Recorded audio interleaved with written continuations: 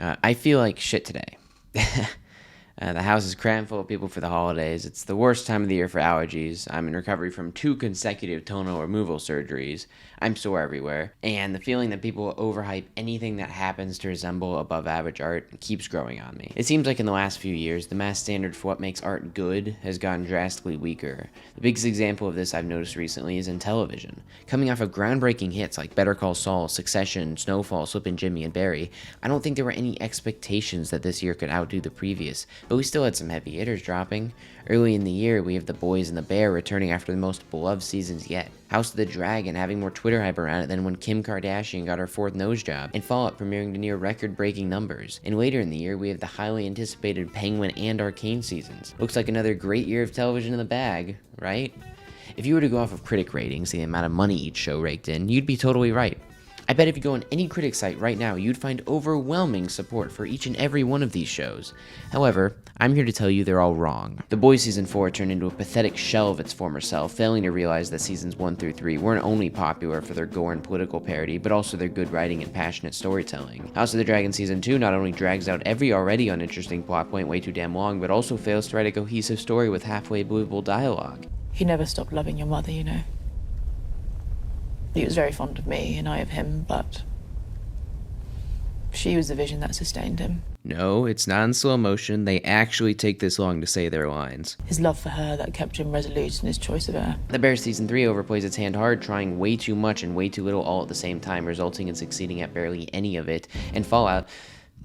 Can we talk about Fallout for a second? I've never seen a show with so many flaws, except Sons of Anarchy, Prison Break, Game of Thrones, Oz, Hannibal, Death Note, Last Kingdom. I've never seen a show released in early 2024 with so many flaws. The obscene amount of plot holes in this show have already been ripped to shreds by audiences and critics alike, but for some reason it hasn't seemed to affect any of their ratings. I'd see a multi-paragraph long tangent about how the plot didn't make the least bit of logical sense, yet they still gave it a 4 to 5 star rating. Have audiences stopped caring about continuity? Back when Lost released, there'd be worldwide slander whenever they let a plot hole slide its way into the final cut. So what changed? Why are people now so okay with shows that do all of that but 10 times worse? Well, the easy answer would be the worldwide epidemic of phone addiction. I'll save you the 20-minute rant about this subject because you've probably already seen everyone on this platform talk about it at one point or another, but the gist is, most audiences only seem to care about how crowd-pleasing a show is and not about its actual quality. Hey, editorial pessimist here, I need to correct myself. I meant to say that now more than ever before, it's easier for studios to trick audiences into thinking a show is quality when it isn't with cheap hits of dopamine such as crowd-pleasing moments because of the low attention span of people nowadays due to phone addiction. Okay, bye. What happens then is studios realize this and pander their upcoming projects towards what the people want, which in this case is oversaturating flashing colors with music blasting in the background. Not referring to any show in specific, of course. Instead of shows like The Boys continuing to prioritize story and characters over gore and politics, they realize people only talk about the gore and politics, and that must mean it's the only reason they watch the show. Instead of shows like Fallout prioritizing good storytelling or writing, they spend all of their time and effort getting as accurate to the game as possible because they know that's what the people watching it value the most. I'm not entirely against this. I think it's cool that studios are starting to realize what people actually want. They're just doing it too heavy-handed. Yes, Fallout fans want the show to be as accurate to the game as possible. So do I. That doesn't mean you have to slack in every other department. Yes, the Boys fans want gore and political parody, but we don't need it shoved down our throats every other second with no plot or interesting characters in sight. And for some reason, everyone seems to be okay with this laziness.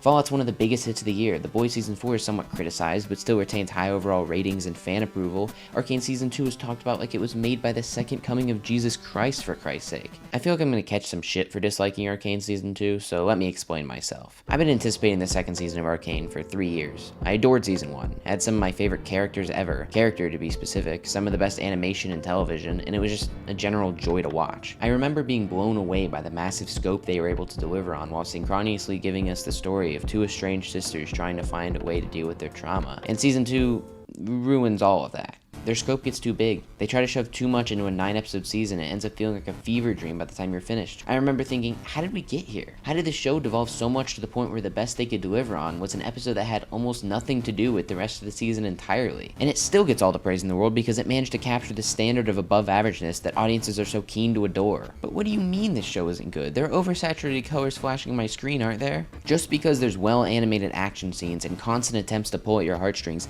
doesn't mean the season is good. It has this way of giving off the vibe of a 14-year-old dyeing a black streak in her hair after getting rejected by her crush that just doesn't sit right with me. Like, we don't need you to beg us to feel emotionally invested in what's going on if you have an immersive emotional conflict in the first place.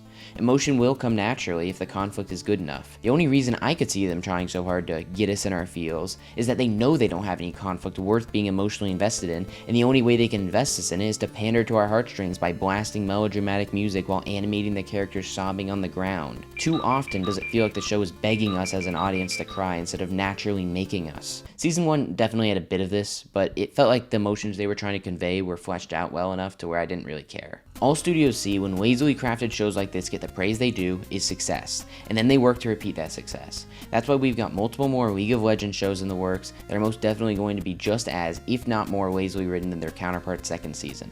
And none of this is going to change unless we change how we rate. Hey, isn't that the next talking point of the video? Do you ever feel like people are a little too extreme with how they rate? I mean, whenever a film or show gets well received nowadays, it just gets spammed with 5-star ratings like there's no tomorrow. Barbie? Yeah, that's gonna be a 5-star. Oppenheimer? Might have fallen asleep, but it's the greatest film ever made. Wicked?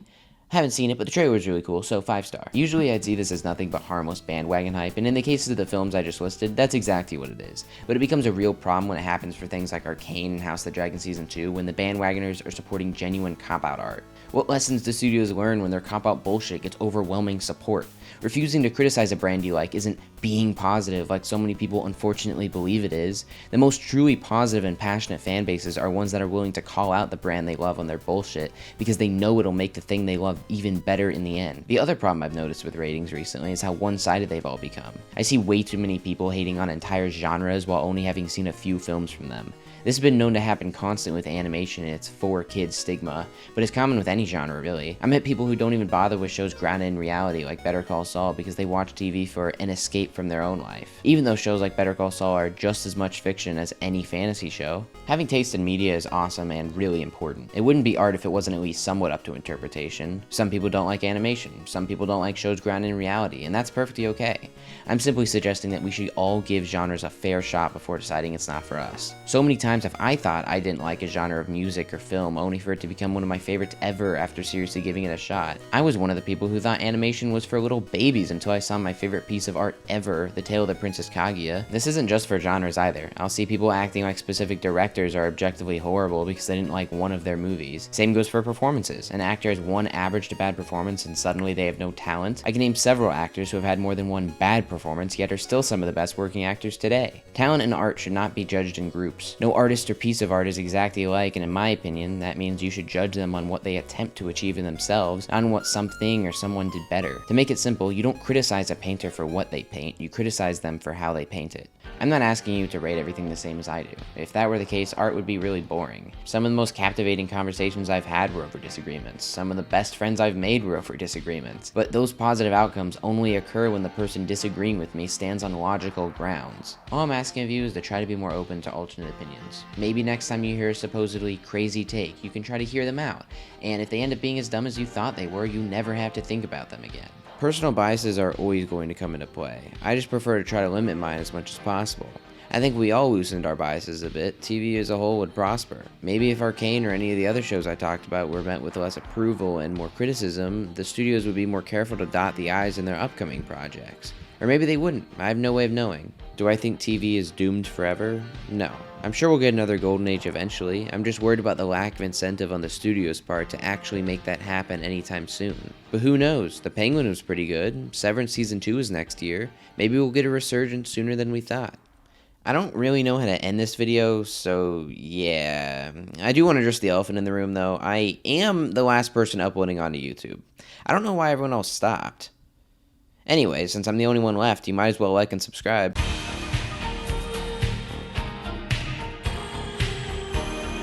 His love for her that kept him resolute in his choice of her.